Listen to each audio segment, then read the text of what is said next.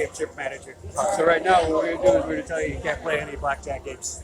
All right? How's it going, everyone? Welcome back to another episode of my life as an advantaged blackjack player. In this video, we're back in Wisconsin, continuing on with my Eastern USA road trip. I took a pretty big loss in my last video. This brought us to a total US profit of $76,035, so I'm really hoping for some better luck today.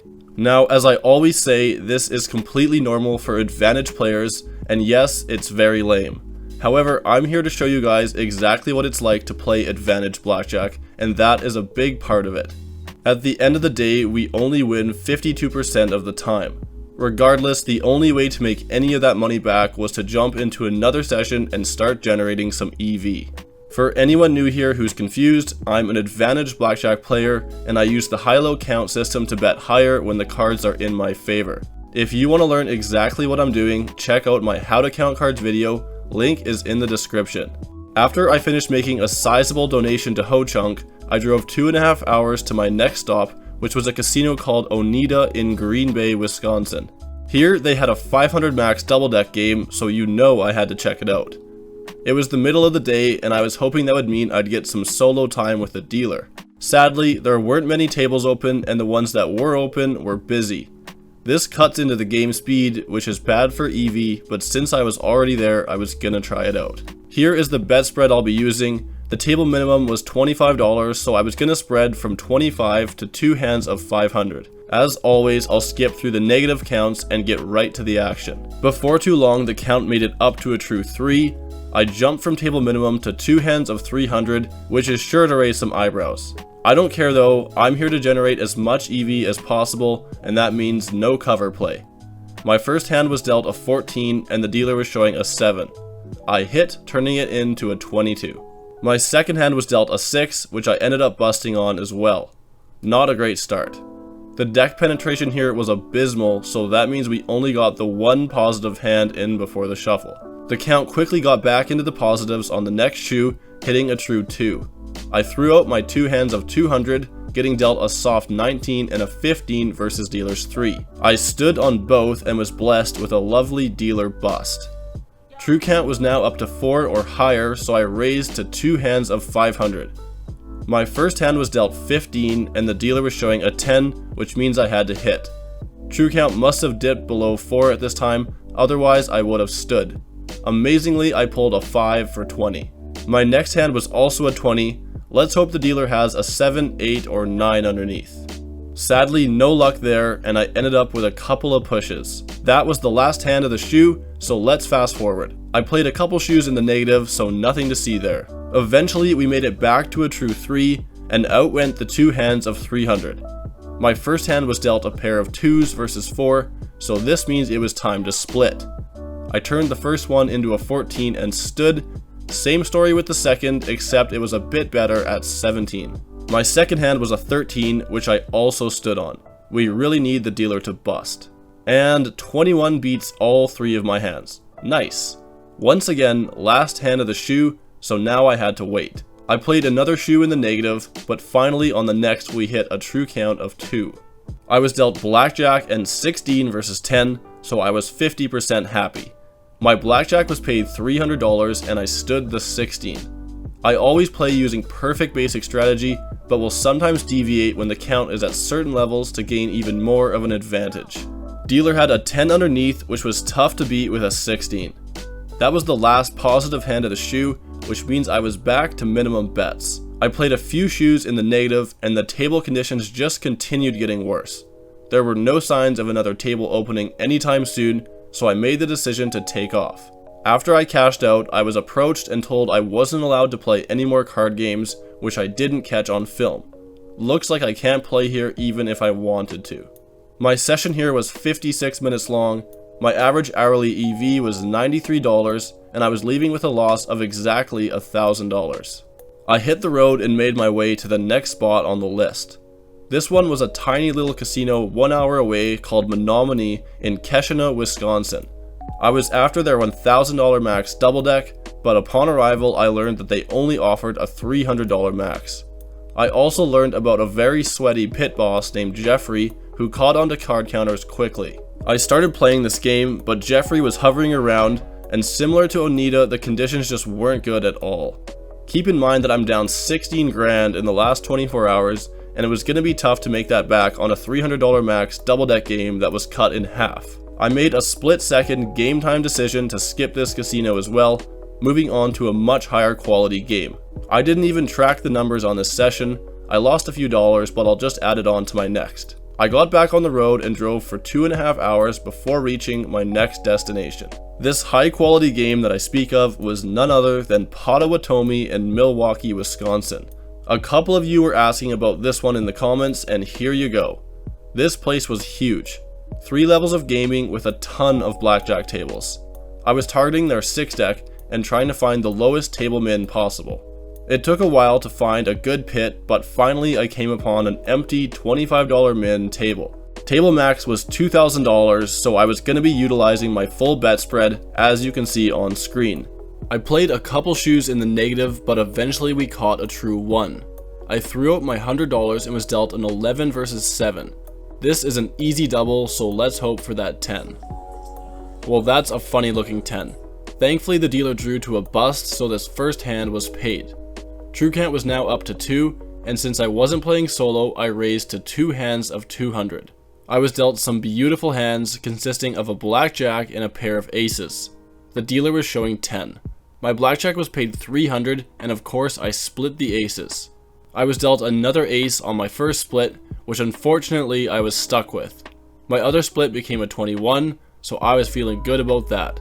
Dealer flipped a 10 for 20, so these splits ended up breaking even. All these aces and faces brought the count down into the negatives, where it stayed for the rest of the shoe. After a while, the count recovered to a true 1, so I was back to my $100 bet. I received an 8 versus 10, hit a couple times and turned it into a 17. Dealer flipped an 8, so this one was history. My next hand of the same bet was dealt a 20 versus 3. I stood, dealer drew to 17, so I was laughing. After that, I was dealt a 6 versus 10, not too pretty. Surprisingly, I turned it into a 20, which was enough to beat the dealer's 19. No such luck on my next hand because my 19 ended up getting beaten by a surprise 21. The true 1 was still holding on, and out went another hand of 100. I was dealt 18 versus 3, stood, and watched with delight as the dealer drew to a bust. My next hand was a 12 versus 4, which is a stand. Once again, the dealer drew to a bust. Let's hope this luck continues once I start getting into the big counts. Finally, the count went up to true 2.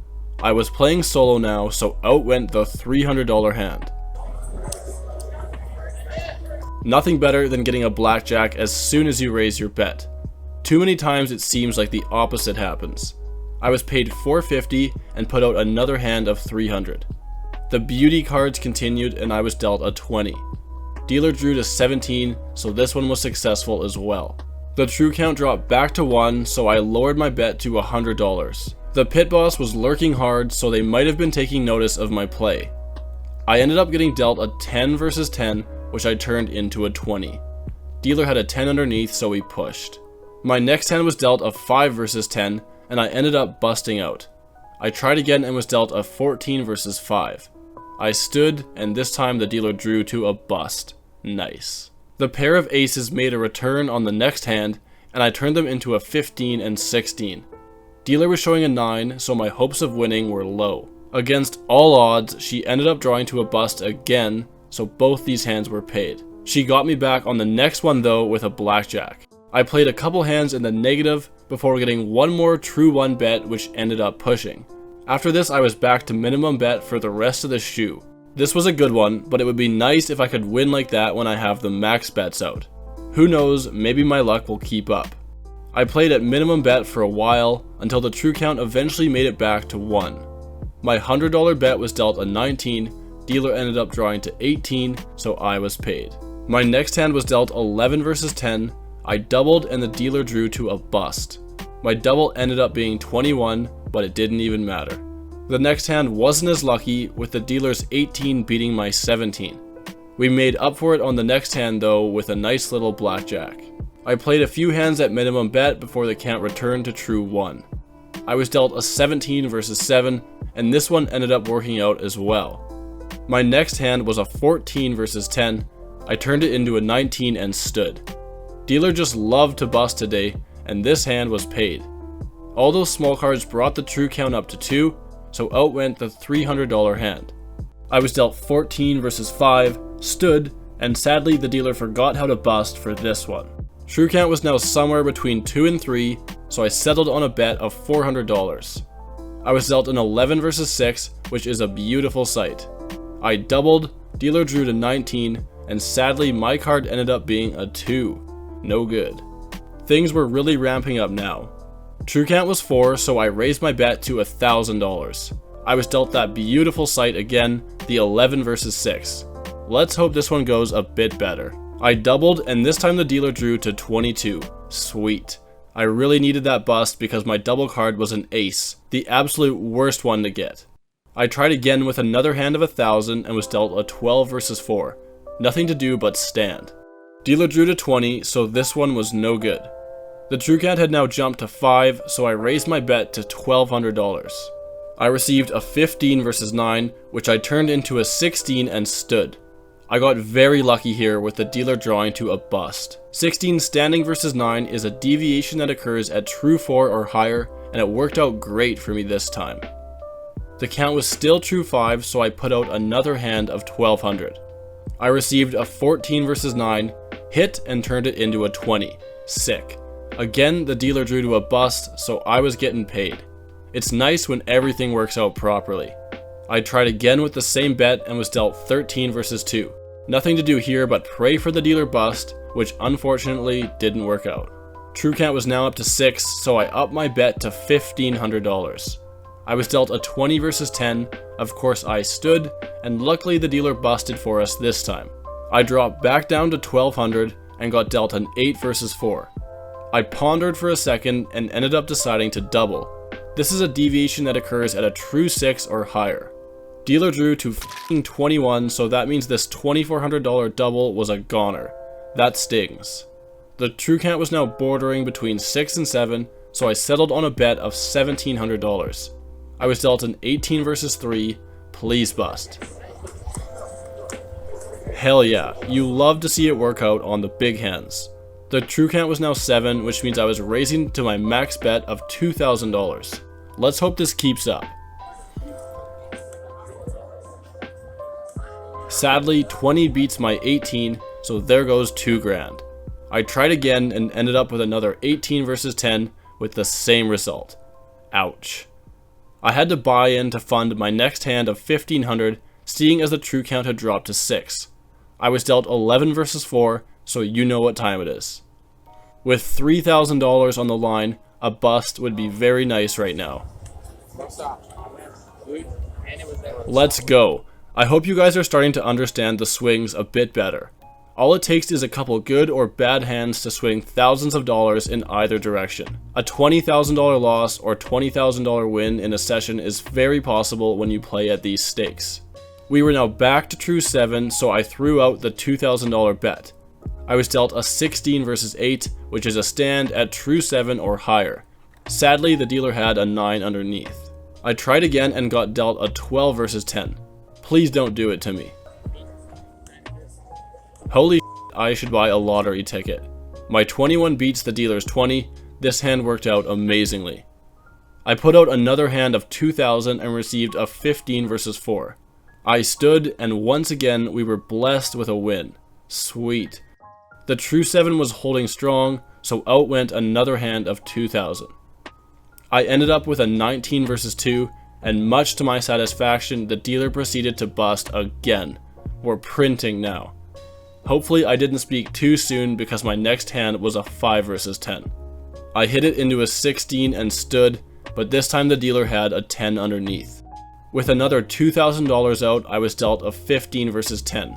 I stood this one and was very happy I did because the dealer ended up busting. True count was now down to 6, so I lowered my bet to $1,500. Finally, I was dealt a blackjack. I wasn't even mad that it was on the lower bet. $1,500 blackjack pays $22.50, who could be upset about that? I threw out another hand of $1,500 and received a pair of 10s. Dealer was showing 4, and I had to take a second to decide what to do here. With these new cards on the table, the count had dropped below a true 6, so I decided not to split. The dealer drew to a bust, so this final hand of the shoe was paid. What a roller coaster that was. I played half the shoe at a true 4 or higher, and it was certainly nice to be in the green after that. Things can go so bad, even when the count is in your favor. You guys saw how many bets I lost this shoe, and sometimes it gets much worse than that. You'll see examples of it eventually. All I could do now was get into another shoe and try to generate some more EV before the inevitable Backoff comes. On the next shoe, the count hit true 1 about 2 decks in. I put out my $100 bet and was dealt a 5 versus 10. I then proceeded to bust it out. My next hand was dealt 15 versus 3. I stood, and this time it was the dealer's turn. After this, the count went negative for the rest of the shoe, so let's fast forward. It took a while, but eventually we made it back to true 1. I was dealt a 12 versus ace, which ended up becoming a 22. The count dropped back into the negatives for a few hands before returning to true 1. I was dealt another 12, this time versus 6, and it ended up getting paid. True count was now up to 2, and since I wasn't playing solo, I raised to 2 hands of 200. I received a 14 and a 19 versus 10. The 14 became a 22, and I stood the 19. Dealer flipped 10, so both of these hands were failures. I dropped back to $100 and was dealt a blackjack. It was paid $150, and after this I jumped back to the 2 hands of 200. They were dealt 17 and 19 versus 7, so all I could do was stand. We got lucky here with the dealer drawing to 26. True count had dropped back to 1, and I was dealt 13 versus 10. It became a 16, but that wasn't enough to beat the dealer's 20. This was the last positive hand of the shoe, so let's jump to the next. In a later shoe, the count quickly began to go positive. Here we hit a true 1, and my $100 bet was dealt a 19 versus 7. The dealer flipped a 10, so I was paid. The count went negative for a few hands before returning to true 1. I won the next 4 hands of true 1, with the first being a blackjack. The 5th hand of true 1 was a 10 versus 2, which I doubled on and lost. There goes the streak. Finally, the true count went up to 2, so I raised to my 2 hands of 200. I was dealt a pair of aces and a soft 13 versus 10. I split the aces, turning them into a hand of 18 and 16. The 13 became a 21, so at least we had a chance on that one. Dealer flipped a 10, so I lost 2 of the 3 hands. True count dropped back to 1, so I lowered my bet. I received a 7 versus 2, turned it into a 17 and lost. My next hand was the same story. I jumped back to the 2 hands of 200 and was dealt a 20 and soft 14 versus ace. I stood the 20 and turned the 14 into a 22, so at best we could break even. My wish was granted with the dealer drawing to a bust. My next hand was a successful true 1 bet, followed by a push. Those were basically the last positive hands of the shoe, with the exception of a singular $100 blackjack right at the end. I got into a new shoe, and before long the count hit a true 1.